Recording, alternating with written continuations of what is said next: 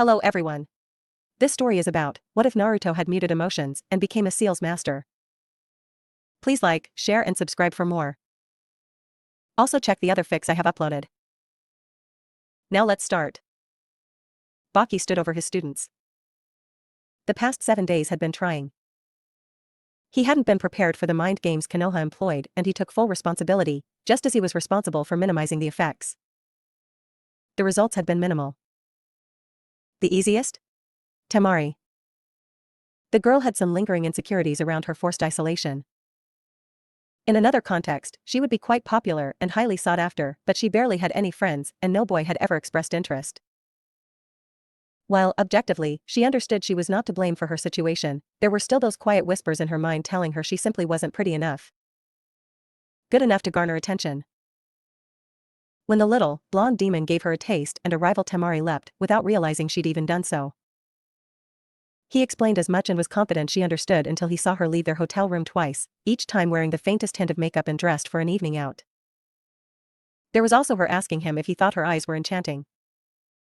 Baki explained he was old enough to be her father and in no way wanted to answer that question. Next was Kankuro. The boy had taken to stalking the little, blonde demon. Baki advised him it was a waste of time, that he wasn't in love with the honeypot he was exposed to. It was a distraction, and if he were going to gather intel he should try to find out information about the competition, not some chunin brat. Kankuro disregarded him, needing to uncover the mystery of the boy that vexed him. After several days of following the boy, Kankuro concluded that there was something about that kid and hot broads. While most of Kankuro's information was useless, the one relevant bit of information sent Baki into a full-on panic attack. Tsunade Senju was back in the village. 2 of the 3 Sannin resided in the village. And whereas Jiraiya could be reasoned with, Tsunade was a calamity made flesh. He truly considered turning missing Nin. Only for an instance, but he had to at least ponder the option. He didn't want to be exploded by a punch. Was that so unreasonable? Knowing both her and Jiraiya were in the village caused Baki to start smoking again after 10 years of abstaining. Lastly, was Gaara. In truth, Baki didn't even know where to begin. The Jinchuriki didn't behave like a psychotic all the time. But he also felt all of reality was a meaningless void you endured until death claimed you. What was the Suna man supposed to work toward here? The only thing that did interest Gaara was supple, ripe fruit as they were the path to something real, even if it was fleeting. Baki told the boy that killing his enemies was akin, an experience shared between individuals. Gaara said mother agreed and Baki left it at that. So, here he was. Top man of Suna. Proud Jounin. The supposed leader of the invasion's vanguard and his team is mindfucked 2 ways from Sunday while his nerves are so frayed he's not sure he cares anymore. The actual invasion might be less stressful, Baki reasoned. He sent his team off, knowing they were going to do what they were going to do, and he reported to the sensei lounge to watch the first exam. Several moments later, it was Kakashi standing over his team. His team. It was as if he were seeing them with clear eyes. For the first time. His kunoichi, a great amount of talent if she, only find her path. He sometimes feels bad for Sakura, cursed to be normal on a team of unusuals. Their problematic C ranks had given her a false impression of her skills. She was better than she realized and he hoped the exams would show her that so she could move forward, confidently. Next was Uchiha Sasuke. What many would consider the talent, the future leader, the one meant to stand above his other teammates due to his natural genius. While Kakashi never bothered to call him out he knew even Sasuke, deep down, believed this too. He didn't fault the Sharingan wielder. So many of the shinobi arts came easily to him. Smart, strong, fast with an admirable work ethic. Slowly, Sasuke was being moved from his singular obsession with killing Itachi. Their last mission had him backslide, but progress was still being made. It would take time. As more and more events humbled and matured the Uchiha Scion, he would come to see the value of his teammates. These exams would hopefully be a step in the right direction. Lastly, the chosen one. Chibi. Uzumaki Naruto. Kakashi knew he had to keep Naruto on his team as the fun was just about to begin. Once Chunin, Kakashi could teach the Uzumaki so much cool stuff. Like how to drop a target in a crowded room and be gone before the body's temperature fell. Or how to remove a bra with just your teeth, the same way Minato-sensei taught him. In truth, Kakashi should not train genin. His time in ANBU had warped his sense of everything. But Chibi got him, and Kakashi didn't want to miss out on all the great things they could do. But if this were their last Hare, then Kakashi was glad he suggested an alteration to Naruto's uniform. Everyone would know he was the student of Hatake Kakashi. As his trio of students looked at him expectantly, Kakashi cleared his mind and decided to give them a pep talk. "Don't embarrass me," he said with a nice smile. Two of his students looked put out at his shitty speech, but Chibi chuckled. Kakashi rubbed the blonde's hair in a show of appreciation and shunshined away. Chibi got him because Chibi was cool. Naruto trailed behind his teammates as they entered the classroom. It was common for genin teams to have a leader from the trio of lone ninja, and while Kakashi-sensei never designated who that would be on their team, Sasuke-san was easier to manage if he were treated as such. Walking ahead of them, even as he seemed indifferent, was one of those things. As the Uzumaki walked through the door, he was instantly hit with something he knew to be killing intent. He didn't really feel threatened.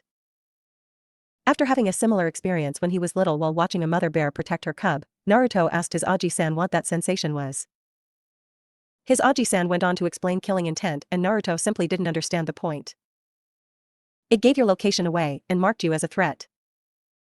His Aji-san said it was a way to demoralize lesser ninja, to weaken their resolve as they became overwhelmed. To Naruto, it just felt like someone decided to scream in his face.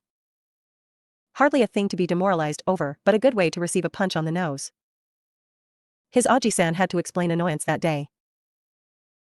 Naruto quickly dismissed the sensation and the poor attempt at intimidation.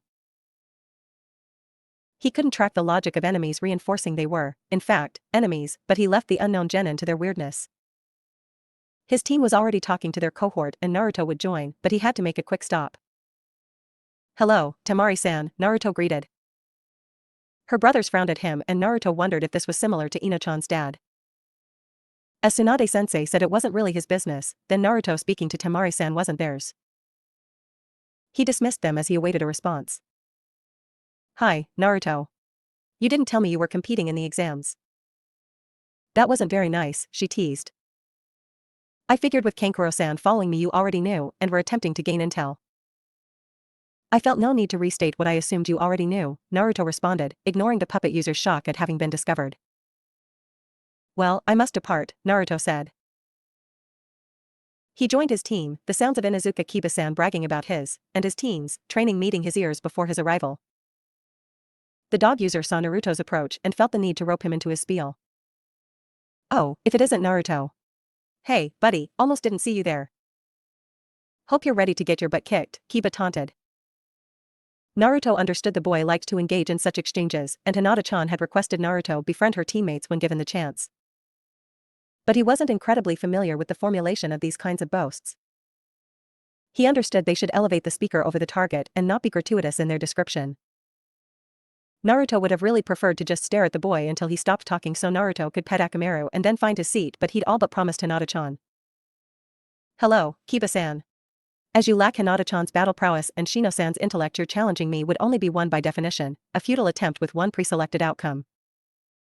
I hope to embarrass you enough that Akamaru wishes to reside with me afterward, as he seems like a good dog in need of a quality partner." "Dude, what the hell?" Kiba asked after a moment of silence. Naruto looked around to see several faces displaying an emotion he couldn't peg. "I thought we were exchanging playful jibes in a show of camaraderie. Is that not what we were doing? I believe your jibe, as you called it, was too thorough and much closer to the truth than a light-hearted attempt should be. In the future, I recommend you stay more general as to not cause offense," Shino explained. "Thank you, Shino-san." "You're already being troublesome, Naruto," Shikamaru observed. Naruto eyed the Nara as he decidedly did not like the boy. During the academy, when Naruto attempted to befriend the Nara and his Akimichi friend the future shadow user simply said it'd be too troublesome, as if Naruto's very being was simply onerous by its mere existence. Naruto didn't like that feeling. Sure, many of the villagers ignored him or whispered when they thought they couldn't hear him, but few ever verbalized he was some kind of annoyance. Naruto never bothered to converse with the Nara again outside of the mandates of the academy, which were few and far between. "So is a tracheal rupture, Nara-san." Any retort Shikamaru was going to have that response was stopped by Ino's acknowledgement that Naruto was there, having finally come back from Sasuke land. Naruto-kun, she exclaimed, not having seen the Uzumaki since his departure from the village. Why do you let billboard brow hang all over Sasuke-kun? I thought we were friends, Ino said with a faux whine. Hello, Ino-chan. You look well. Don't I? And look at you with the face mask. Dressing like your sensei? Hatake-sensei suggested it for the exams, said I would look cool. Mission accomplished. If only I could get you out of those orange jackets, Ino lamented. He'd be open to wearing clothes she suggested, but his mission outfit always included orange. Ino thought the boy could be a real cutie if he just let go of the fascination he had with that color. It simply didn't compliment him or make his eyes pop.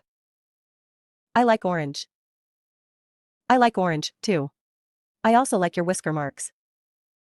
I hope you won't cover them up permanently, Hinata said, finally joining the conversation. She had to take some calming breaths when she saw Naruto's new alteration. That Hatake bastard was messing with the universal cuteness quotient, and she promised to have a talk with him later. Those whiskered cheeks were hers, and not to be hidden away. The rookies continued to talk until a tall, stern-looking man entered the room and ordered they get to their assigned seats. It was time for the first exam to begin. In the sensei lounge, Baki watched as the source of all his anxiety walked into the testing area. He, irrationally, wanted to send a wind blade through the screen in hopes it'd somehow cut the little demon. Every village uses chunin plants, that was nothing of note. But in just a few moments the blonde devil tried to mindfuck his team again. Trying to extend his seduction of Temari. Making Gaara feel invisible and convincing Kankuro any intel the boy gathered was just one long manipulation and a sincere waste of time. Konoha, Baki believed, was a nest of vipers that came for your sanity so you'd do their dirty work for them. As he watched Ibiki Marino, the demon's likely sensei, enter the room, he quickly realized this exam was going to be about mental fortitude. Ninja life was cruel, but no other village exposed genin to their chief torturer. He needed a smoke. He was in a village of sick fucks that liked to torture kids and then teach those kids how to torture other kids. As the exam got underway, it didn't take long for most to understand they were meant to cheat. Most of the attempts were only passable if you remembered they were genin. His team was doing fine, so that's all that really mattered. He did notice Naruto, name given to imply he's human, stared at the head proctor for several minutes before leaving his chair and approaching the man. That confused Baki. A chunin plant shouldn't call attention to himself. Then Baki heard something that made him pale. Kakashi, what is your student doing? A feminine voice asked. The boy, alleged, was the student of Hatake Kakashi? The Hatake Kakashi? Last living student of the Kill Happy Yondaime Hokage? The boy, or so he appeared, was an actual genin? And this village sicked him on his competition like an assassin's blade? Baki really needed a smoke. Something cool, Kurine. Something cool, was Kakashi's response, but Baki was long past caring about the conversation. The genin, because Baki didn't believe a lone ninja would be assigned to a sannin for any reason, began an exchange with Ibiki. He started by placing down an envelope, which Ibiki picked up and inspected the contents. After that, the exchange continued as for several minutes, the two talked about something. At one point, Ibiki held up 3 fingers. The blonde shook his head in the negative and held up 2. The large man relented and the blonde put down another, fatter envelope and 2 baggies of what appeared to be some kind of snack mix. Ibiki handed over a slip of paper, shook the blonde's hand and then ordered no one to leave their seats unless expelled or otherwise given permission. Did he just bribe Ibiki for the answers? The son of the monkey god asked. Baki turned to the Konoha Jounin now, needing confirmation for what he just saw. He watched as Kakashi favored the entire room with an eye smile and said, yes he did. That is pretty cool, the blonde Kumo Jounin responded before really looking at the objection of discussion. Mabui-san, isn't that the boy you ran into a few days ago? Yes, I believe that is him, she answered with a slight blush. Baki recognized the 2 women, Samui and Mabui, 2 top kunoichi of Kumo. What could the beguiling devil had done to an experienced ninja to cause that reaction? Baki put it out of his mind, hoping that if the genin were focused on Kumo he'd finally leave his team alone and maybe the invasion vanguard might start acting like it again. The exam continued and Ibiki ratcheted up the pressure until no one was unaffected. Except him. Then, the real mindfuck happened. Ibiki threatened to make them lifelong genin if they continued on with the final question and failed. In no other context would any of them believe that nonsense.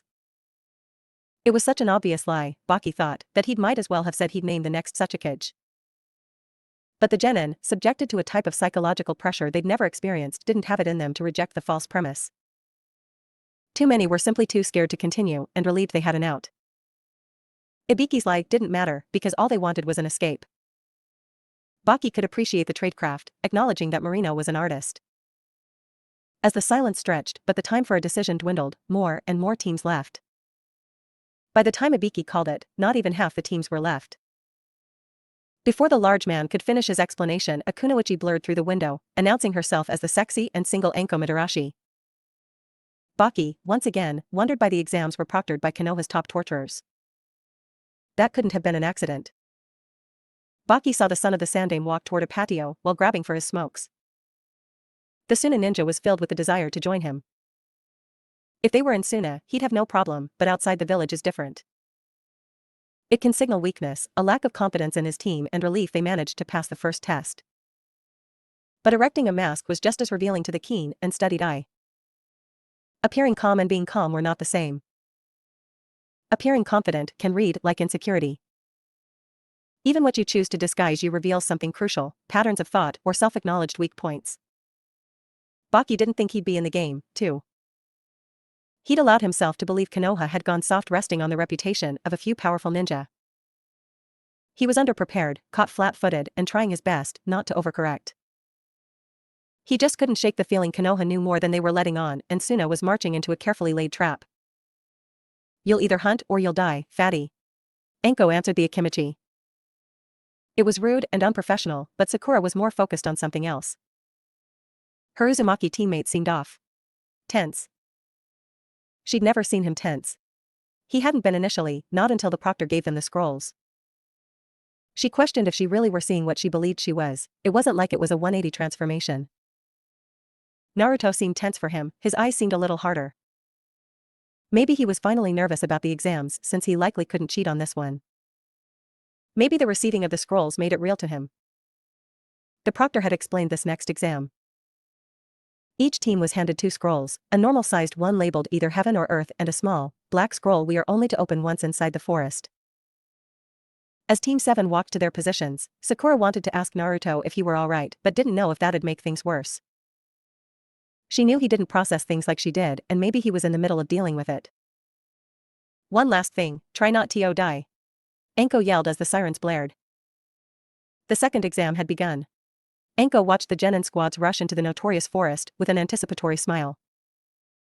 It only grew when she sensed someone behind her, his landing having been impressively quiet for his rank. She turned to be greeted by Naruto and a fuinjutsu array spreading on the ground, trapping her. Body rigid and paralyzed, but smile just as wide, she looked at the kunai-wielding genin. "Where's Anko-chan?"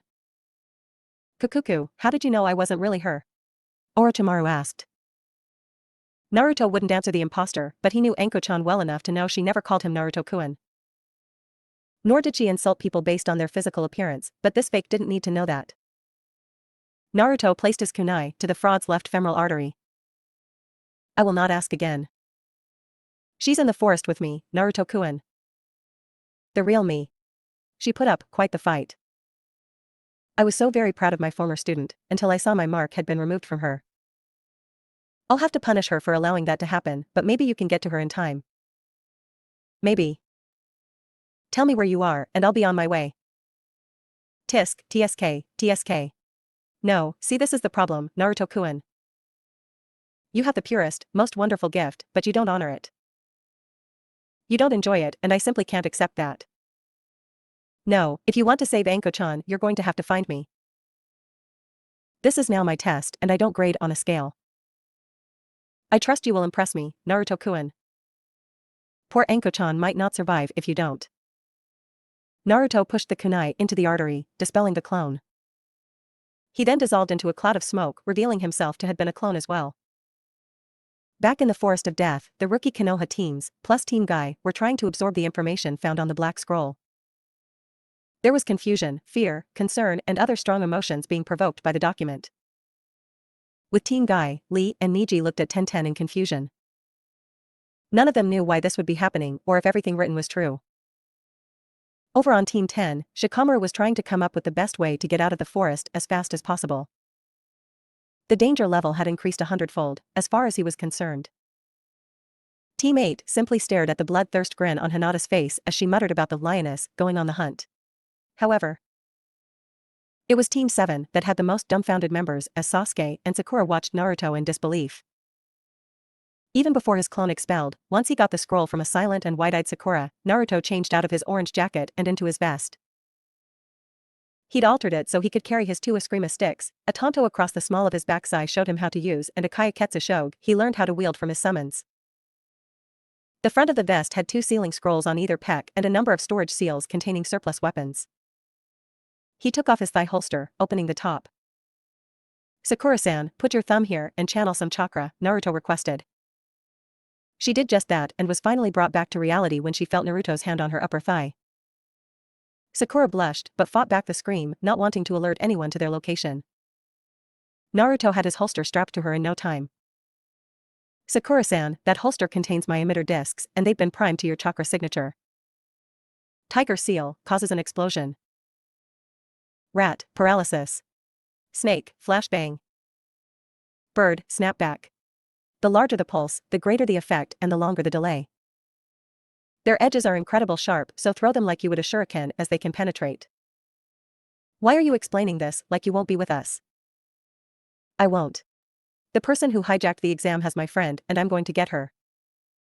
"Then we'll go get her together, Naruto," Sakura countered, only to receive a shake of Naruto's head. "He's far beyond anyone in this exam and to even have a chance I'll have to use some really destructive techniques you haven't seen so I can't anticipate your placement or reactions. Besides, someone needs to get to the Jounin sensei and alert them." "Sasuke-san, and you are good enough to do that." "Sasuke-kun, you can't agree with him, can you?" I don't know what to think," the Uchiha said. He'd just been hit with some mind-altering information. "Are you sure you can do this?" "No. I will very likely die in the attempt, but that knowledge frees me from certain limitations." "You too," there reintroduces them. "If you think you'll die, then why go? This man has likely killed my friend, but on the off chance he has not I must play his game to have any chance to extract her. If he has already killed her, I will do all I can to kill him. I'll die in the attempt. I am confident you two will complete the exam and make it to the central tower. Please inform them Orochimaru of the Sannin is in the forest and has a potential hostage named Mitarashi Anko." "I have delayed as long as I wish to," the Uzumaki said as he started to walk away from his team for what could be the final time. Sakura couldn't help but think he seemed so much taller right then, shoulders a little more broad. She readjusted slightly and the new weight on her thigh drew her attention to one of his possible final acts. Even as he steeled himself for an impossible task, he left her with the means to better protect herself. He cared. She wanted to make him promise to come back alive, to somehow win. But she wouldn't dishonor these last few moments. He would endure, no false promises were needed. She'd simply believe this wasn't the end. He vanished into the trees, leaving 2/3 of Team 7 to try and make sense of the last several minutes. Such a radical change in their expectations, neither paid attention to the scroll that seemingly started it all. The little black slip, now discarded on the forest floor. Neither having gotten a chance to ask about the most startling revelation as the scroll read. As an added stipulation to this year's exam, 4 Konoha Genin have been selected as VIPs. If you manage to kill one of these VIPs and show proof of death in the central tower, you will be rewarded accordingly. 1010 of Team Guy 1.5 million Ryo. Yamanaka Ino, heiress of the Yamanaka clan 2.5 million Ryo. Hyuga Hinata, heiress of the Hyuga clan 4 million Ryo. Uzumaki Naruto son of the Yondaime Hokage, the Yellow Flash Namikaze Minato 10 million Ryo. This isn't right, Tenten said in disbelief. Her voice uncharacteristically soft. There was no way her village would put a price on her or her fellow ninjas' heads. Something was wrong, very wrong. Even in the darkened forest, surrounded by trees that seemed to stretch to the heavens, she couldn't mistake what was written on that scroll. "I agree, this is most unyouthful. Should we alert the proctor?" Lee asked, his manner much more subdued than normal. Niji activated his Byakugan and then shook his head. "Once we agreed to participate in the second exam, any help they'd give us was gone. But I agree, 10-10. Something is amiss, but the Chunin exams are not minor things. The Great Five and even the minor shinobi villages must agree on their rules. No outside help or contact. Unless the proctor or the Hokage tells us the exam is over, we must proceed as if this was part of the plan. Niji, there is a price on my head, 10-10 barked. Yes, for this exam you are in the bingo book. Or, that's a feasible enough complication for us to endure. But the 4 selected out of all available participants? They choose the 4 friends and no one else? And reveal Naruto-kun is the son of the Yondaime? That is not random selection, Lee argued. Someone is targeting or sending a message to one or several of the people on that scroll. Likely Naruto, he has the highest price and the most damning information shared. Someone wants him dead, 10-10 said. Or motivated. Either way, we must complete the exam and get to the central tower. It's our best chance to resolve things or find help, Niji concluded. His teammates nodded and all took to the trees. Silently, 10-10 hoped her new friends would be okay and come out of this hole. It wasn't supposed to be like this, the nameless genin thought. His team and he were going to do their village proud, show up Konoha, and prove that smaller villages were not to be dismissed. He believed fate had smiled upon him when he learned the Yellow Flash had a son and he was in these exams. He remembered the short, quiet blonde. The kid didn't look that tough. He stared into the sky, forced to lie on his back as his vision continued to darken. He was cold, so cold. It was the only thing he could feel. He hadn't sensed his assailant until the blade penetrated his back, severing his spinal cord. He couldn't even see his killer but could hear the screams of his teammates and then silence. He tried to will his body to do anything, for his consciousness to remain, but he was powerless. He couldn't even flinch when the ground below him started to move or when a pair of hands started to pull him into the earth. Naruto took the headbands of the ninja he'd just assassinated. He created a trio of clones, each transforming into a member of the fallen squad and putting on the corresponding headbands. This way, any trackers could still trace their scent and would be less suspicious should they run into the disguised clones. He'd already created dozens of clones to spread out into the forest. Running into a team personally had just been an unhappy accident. He didn't like playing Orochimaru's game, but his Aji-san kept the secret of his heritage to protect him. Naruto wouldn't allow that to be undone. It may be his last act, but he'd make sure there were very few who could share the information disseminated by that traitor. A quick glow of his fingertip, touching just behind his ear, and his communicator seal was reapplied. At his Aji-san's request, he'd removed it for the exams. At the time, Naruto said it was a pointless gesture as he memorized all his seals, but his Aji-san said it was necessary, so he complied. Seeking outside help meant he'd be disqualified, but it didn't matter. He sent out an alert but received no response. He knew Haku was out of the village on Uzunami business and was grateful. She was strong, but refusing to kill in this scenario would have put her at risk. He assumed Jiraiya and Sai, however, would still be here. Quickly opting for an alternative, Naruto summoned a small, red toad. Kosuke-san, Naruto greeted. Hey there, Naruto. What can I do for you? I need you to go to the Hokage's tower and warn my Aji-san that Orochimaru has infiltrated the Forest of Death and taken Amaterasu Anko-chan hostage. And you're going to stay here until he comes with reinforcements? Kosuke asked. No. He claims this is a challenge for me. If I don't come or come with backup, then Anko-chan will be killed, if she hasn't already. Kosuke didn't try to persuade his newest summoner any further and simply took off at top speed. Once gone, Naruto activated his tracker seals and saw 2 blips just minutes away. It meant Orochimaru had at least 2 of those elites with him, but Naruto didn't know which ones. He noted that as an oversight that would need to be corrected. Naruto drew blood from his thumb one more time, summoning 2 toads, Gamashiro and Gamashira. A brother-sister pair that were just a little taller than him. Shiro was green with white flecks and Shira was solidly orange. Naruto explained what he needed, a 1 and possibly 2-person extraction. The 2 were good at stealth and very fast. If given a proper opening, they could get Anko and flee to safety. It wasn't a plan, but was as good as he was going to do with limited information. Silently Naruto leapt into the trees and began his final approach. Orochimaru-sama, Kidamaru stated, gaining the attention of his master. The spider-esque ninja sat atop his summons, there having not been enough time to fully fix his spine. Someone stepped on one of my threads just southeast of here. The alert was greeted with a smile. Kukuku, do we think our guest has arrived? Orochimaru asked from the tree branch looking over his minions, Enko beside him constricted by a large, green snake.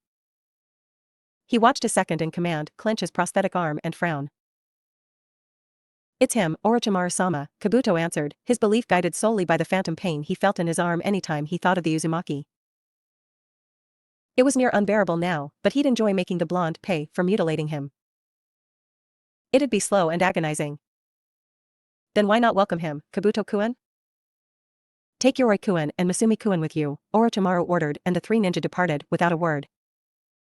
Aren't you excited, Enko-chan? The Sannin asked his former student, only receiving a death glare in response. After 5 minutes of high-speed travel, Yoroi finally got the nerve to ask Kabuto a question, intimidated by the bloodlust the medic was projecting in waves. Kabuto, what can you tell us this kid? He utilizes seals and a passable intellect to make up for his lack of combat ability. The sound 5 and I took them down with little effort, Kabuto shared. Now shut up before we give away our position, he ordered. Too late, a disembodied voice said just as the curved blade of the Kayaketsu Shogue dug into Yoroi and pulled the traitor up, his screams filling the forest until moments later, quiet returned. The remaining ninja of Team Kabuto were on high alert, not willing to be caught off guard again. They heard someone descending and were ready to respond. Except there was nothing to respond to, it was the body of Yoroi falling, only stopping when one of the sturdy branches beside him broke his fall, kunai inserted into the back of his head. Lack of combat ability, huh? Masumi asked, greatly annoying Kabuto. Their mutual slip in discipline made them ignorant to the flashbang array applied to their departed teammate. Blinding light and a piercing screech was the last sensations Masumi would experience before he felt the cold blade of the Kayaketsu Shogue slide across his throat. Elevated in his position, the wound created an isolated blood shower within the forest of death, momentarily painting everything red as his life essence gushed out of him. He fell into the inky blackness of the forest floor, the canopy greedily consuming the sunlight. Rapidly recovering from the distraction, Kabuto peered at the genin at the end of their shared branch. The ringing just subsiding from his ears as he stood upright. The boy had a blank look, similar to Danzo's root. That the Uzumaki mirrored the agents of the man he hated most only fueled his loathing for the blonde. He activated his chakra scalpels, it taking a little more concentration for his prosthetic arm, and charged. Not even seeing the Uzumaki activate his own scalpels impeded his approach. Thrust, parry, swing were the primary motions as the two medics engaged in mortal combat. Even with their mutual healing factors, they each realized this was a fight with slim margins for error. Slowly, Kabuto started to push his foe back, his experience and superior skill starting to overwhelm the smaller, younger ninja. One slash, narrowly missing the heart, a follow-up nearing the lung. Victory was imminent, he could feel it in his bones. His confidence made him more aggressive and left him open for surprise. Naruto, seeing his opening, used a variant of chakra sticking to rotate around the branch, going under and around and channeling the inertia into a leg sweep. Swiftly, Naruto kicked off the branch to gain some distance from the silver-haired traitor. Kabuto, now in a crouched position, channeled chakra into his limbs, unwilling to allow his prey to escape. He dashed, blurring toward the still airborne Naruto, prepared and excited to end his life. But the Uzumaki showed his penchant for the unpredictable once more as a second, kunai wielding, Naruto charted a path intercepting Kabuto's own. Waylaid again, and out of position, Kabuto had to accept the kunai being dug into his replacement limb as he mercilessly dispatched his assailant. Kabuto expected his attacker was a shadow clone and would dispel when he countered. He was correct. He assumed the multiple-purpose ninja weapon stuck in his arm would as well. He was wrong. The clone dispelling did, however, undo the genjutsu cloaking the explosive note attached to the kunai. In a fit of primal instinct, the medic attempted to pull the kunai out, getting his sole original hand on the handle right as it exploded. Once more Kabuto experienced being maimed by the Uzumaki. The blinding pain not even allowing him to scream as he hit the ground with a bone-breaking thud. Through sheer force of will he managed to get to his knees. The explosion robbed him of his sight and hearing. He was healing, but it wouldn't be fast enough. Kabuto would never see the gleam. He would never heard the melody of swoosh and clang. Only for the briefest of moments would he feel the Kayaketsu Shogue blade as it rocketed toward him, having been pulled from behind. The real Naruto dropped the transparent escape jutsu as he turned away from the fallen ninja. His clone placed an incendiary tag on the remains. While he doubted it, Naruto didn't want to know if the medic could grow half his head back. He leapt back into the trees, taking no moment to savor his victory. His work wasn't done. Orochimaru, his hostage, and his 6 remaining followers heard faint sounds of combat. It was after the final explosion had been heard that the snake Sannin laughed, confusing several in attendance. Kukuku, I don't think our initial wave fared very well against Naruto-kun. What should we do now? He seemingly asked the air. Wait and attack him together? Dosu cautiously put forward. That sounds like a wonderful idea, Dosu-kun. Keep impressing me, and you might just earn a spot as one of my new elites. Sadly, only Kidamaru and Tayuya remain. Such a tragedy what befell Kimimaro, isn't that right, Yugo-kun? Orochimaru asked. The boy, sitting at the base of a tree with tags restraining him, could only grunt. Orochimaru-sama, another of my threads were tripped, Kidamaru warned. He knew Kabuto wouldn't miss their placement. He couldn't say for the other 2, but he suspected it was the Uzumaki. He took several steadying breaths as he balanced on top of his summons. Naruto, I have eyes on them. 7 hostiles in total, and Anko is alive. Beat up but alive, Gamashira reported. Is there a multi-armed one with them? Naruto asked. Yes, he's strapped to a large spider, she answered. Naruto stayed silent as he attempted to cobble together a plan, responding once he had one. He's an archer. I need one of you on him and the other on Anko. When I've drawn his full attention enough to attack, then neutralize him while the other snatches Anko. Once you secure the package, flee and do not return. I have 2 clones on standby to provide medical attention to you or Anko-chan. Bunta is going to kill us for this, Naruto Shiro said, speaking for the first time. I'm sorry for any trouble this causes you, but I am short on time and options. Well, no sense worrying about it now. I'm in position and Spider Boy doesn't know, said Shiro. I'm in position, Shira confirmed. Acknowledged. Orochimaru could sense a change in the atmosphere. Finely honed instincts, sharpened over the decades, told him something would be happening soon, but he schooled his features. If his ninja couldn't tell, then this would either be a learning experience or a fatal error. He didn't even let on that he made the 2, cloaked, summons. They were good, and it was no surprise Kidamaru hadn't noticed he was at risk, but they weren't to the level of fooling a Sannin. The snake summoner wondered if he'd have to make Naruto break his contract with the toads once the blonde joined him. The snakes were morally flexible, but he found the toads to be rigid and sophomoric in their dispositions. An issue for another day, he reasoned as he watched Dosu send hurtling via a flying knee. 2 shuriken followed the downed boy, but he reacted in time to block the projectiles with his melody arm, each metallic weapon sinking deeply into unorthodox ninja tool. Zaku wasted no time retaliating with his decapitating airwaves, and all watched as the Uzumaki was cut down by the concentrated wind jutsu. Relieved and unobservant, it was only the interference of Suigetsu that saved Zaku as his claymore's blade intercepted Naruto's tanto, aiming to slash the unsuspecting Genin's neck. Naruto kicked Zaku away and engaged the Hozuki. It didn't take long to reveal Suigetsu was the superior with his chosen weapon, disarming the Uzumaki. As he went for the kill, he was met with a Rasengan, only his water transformation jutsu saved his life. Orochimaru watched as his future disciple had no time to process events as he dodged a pair of Senbon, Kin finally having made a move. They missed, but it was as she planned as Naruto's evasion put him right in the path of Dosu as he came in with a wide right hook.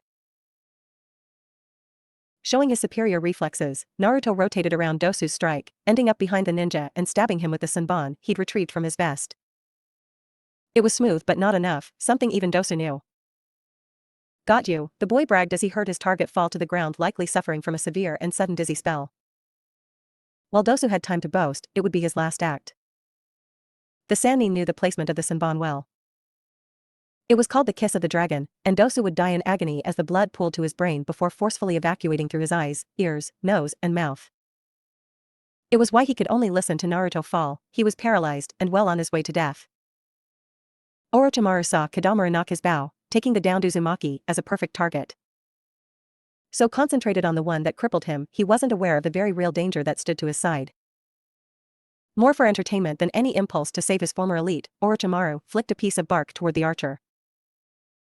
The speed made him duck, causing him to miss his shot, while also receiving a cut above his right eye as simultaneously a dagger and a tongue sped toward his summons, dispelling it and grabbing Anko. Each toad took off as if their lives depended on it, and Orochimaru had to admit that should the whim find him, they most certainly did. Damn it, he got tipped off, Shiro complained, incredibly displeased. He failed in his assigned task. It's fine, just alert me when you're clear, Naruto said as he rolled from the claymore, attempting to behead him. His dizziness was fast leaving him. It was fortuitous as he was able to perform a substitution with little discomfort. Razor-sharp wind blasts splintered the log that replaced him. Now hidden in the leaves again, Naruto took just a moment to allow the last of the damage to heal. He needed to finish up with the lower ninja quickly so he could concentrate. The swordsman did provide some difficulty as the boy could seemingly avoid all physical damage. Naruto had an idea and, most importantly, a pre-existing seal he could modify instead of inventing one on the spot. The brief skirmish had provided him with some good intel on all but the one covered and restrained.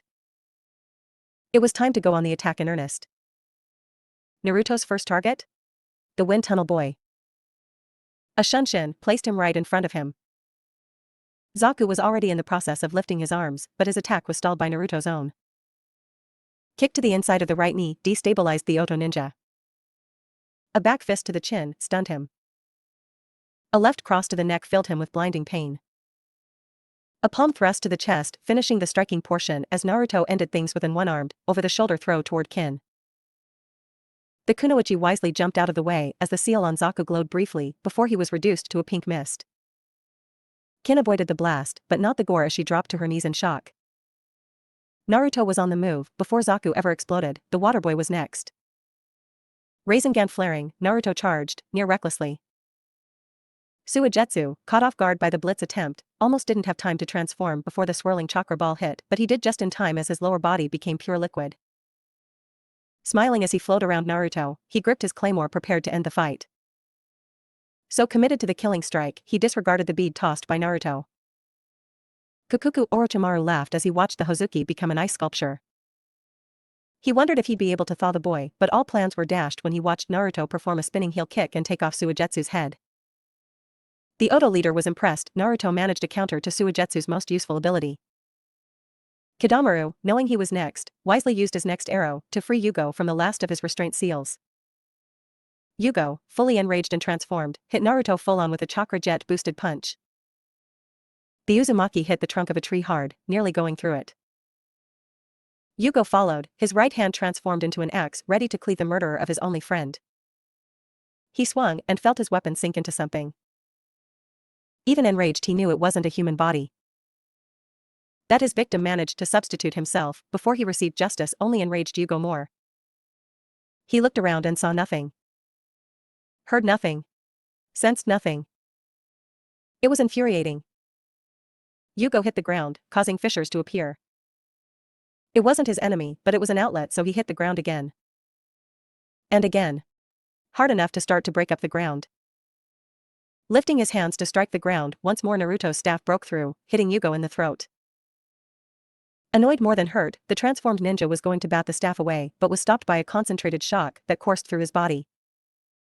His opponent stunned and paralyzed, Naruto returned above ground and swung the other end of his staff, hitting Yugo under his chin and lifting the taller boy off his feet. Both hands on his staff, Naruto attempted a downward strike, but Yugo's recovery was too fast and he caught it as he glared menacingly at Naruto. Unbothered by the intercepted strike, Naruto detached half of his staff and hit Yugo on the outside of his knee, his stomach, inside elbow, and finished with a strike across the jaw. Yugo dropped the other half of the staff as he fell to the ground. His transformation dropped. Kidamaru shouted and Orochimaru understood his archer's shock. Naruto, seeing his chakra network disruption seals worked, dropped his stick and blurred through a chain of hand signs. The wind-style, wind bullets hit true and not only tore through Yugo but pushed him back toward Kin. Any further action against Yugo was halted as Naruto somersaulted away from an impending arrow. Naruto retaliated with a projectile of his own as he jumped toward Kidamaru. Swiftly, the archer felt the oddest feeling as he was yanked closer to the Uzumaki, Naruto taking the opening to throw several Senbon at his spider-themed nemesis. Each hit true but missed any vital point. Soon, the secondary reaction of the clapback seal happened and both were flung away from each other, just in time for the Senbon to explode. Naruto managed to land on a tree trunk feet first. Crack. A cacophony of pain described Naruto's reality as he fell haplessly to the ground. Soon he left the ground, not by his own power, as another fist made its home in his gut, forcing blood from his mouth, and he was batted away with ease. Concussed and hurting, a poorly performed shunshin to an elevated branch gave him the briefest respite. He saw the boy he assumed dying was now transformed again, and the girl was lying deathly still. Yugo continued his assault. While healed, it was not at full strength, so with the element of surprise gone, Naruto was better able to defend himself. He was still absorbing blows, still on the back foot as the fogginess had yet to truly fade. "We're clear," Naruto heard and gritted his teeth. He couldn't waste any more time with underlings. He jumped off a branch, slowly, knowing Yugo would catch him. Naruto accepted the next blow, even as he blocked it, as it rocketed him down to the ground. He landed on all fours, but wasted no time performing a series of hand seals. As Yugo landed, he felt himself sink in a mud pit he couldn't extricate himself from. The harder he fought, the more he sank. Naruto, seeing the earth-style swamp of the underworld, ran through more hand signs before inhaling a large amount of air. Fire-style, flame bullet, the Uzumaki thought, having created the large mass of flames that roasted the orange-haired ninja in front of him. The fire soon died. The only evidence of its existence being the scorched earth, trees, and ninja left behind. The boy wasn't dead, but severely burned, clothing and hair all gone. Naruto wouldn't take a chance, however, of the boy healing again. He walked calmly toward him, chakra scalpel activated on a single hand. One swipe is all it took, and whatever time Yugo had with living was put to an end. Naruto took some deep breaths. He was healing without aid of medical ninjutsu, and he hoped it would be enough. The truly hard part was about to begin. Naruto looked up when he heard a series of claps. His primary target was smiling down at him. Naruto wondered if it was just an act or if the man was actually amused. Several of his ninja had been killed. He didn't understand how a student of his Aji-san could be so wrong. He cut off his thoughts when the man began to speak. "How does it feel, Naruto-kun?" Naruto squinted at the man, not understanding why he'd ask such a thing. "You don't know? Okay, what's your process? Why did you target Dosuku-kun first? Which of your works would you consider to be your best to date?" Naruto was growing increasingly confused by these questions. "My best works? I'm not an artist." It was unlike him to banter with an enemy, but even cleared of the bare minimum distance, giving Gamashiro and Shira more time wouldn't hurt. "Anything can be art, Naruto-kun. You paint with ink and blood, much like Minato-kun. So, tell me, how do you feel about killing these 9 individuals?" "It was necessary," Naruto answered. "That's not an emotion." "I felt it was necessary." "Kukuku, so there is some wit under that ice." "That's a start. It seems getting you to truly enjoy your gift will be the hardest part of our time together. Life will be incredibly dull without some emotional content, Naruto-kun." Naruto, having had enough of the weird man's games, got down to business. He retrieved a sealing tag from his vest and spoke to the Sannin. "Orochimaru, formerly of the Densetsu no Sannin and Jounin of Konoha, you are wanted for high crimes and are to submit yourself to my custody." "Oh, and if I don't?" Orochimaru said as he took great amusement from Naruto-kun's spiel. "Refusal to cooperate will result in death." Far from being offended, Orochimaru appreciated his future student's moxie. It figured he needed to demonstrate why he was the master and Naruto-kun the apprentice. It'd also give him a chance to beat some of the willfulness out of him, at least as it applied to the Sannin. He smiled widely as he said, "Then I refuse." Naruto bit his thumb and smeared blood on the tag. 5 hand signs later, and Orochimaru watched as he was surrounded by hundreds, if not thousands of paper tags, containing arrays he'd never seen. The tags seemed to form a barrier as even above him they formed a dome. He briefly thought this might be more interesting than he thought. Naruto panted just a little. His paper barrier, Shinigami's embrace, was quite chakra-intensive, but it was necessary. The Uzumaki stood to his full height as the paper tag circled. He rose his open hand to the air and then made a fist. As if summoned to him, Orochimaru felt several tags nearly adhere to his skin, resulting in an explosion. "No blood, just wood," informed Naruto. The Sannin had managed to replace himself. He saw the Sannin return atop another tree, but he didn't seem so amused now. Orochimaru was busy trying to decipher how those tags got to him so fast. He couldn't understand the technique, but he also couldn't endure it in order to do so. It seemed the Uzumaki was truly intent on ending his life. He still had no issue with it. He'd show his student what a deathmatch truly looked like and why he had years before he could hope to defeat someone of the Snake Sannin's caliber. Naruto rose his hand again, Orochimaru started performing hand signs, and an explosion was heard. The gentleman pervert versus the legendary traitor was about to begin. This was all for now. Hope you liked it. Please like the video, share it with your friends, and subscribe for more great stories. See ya.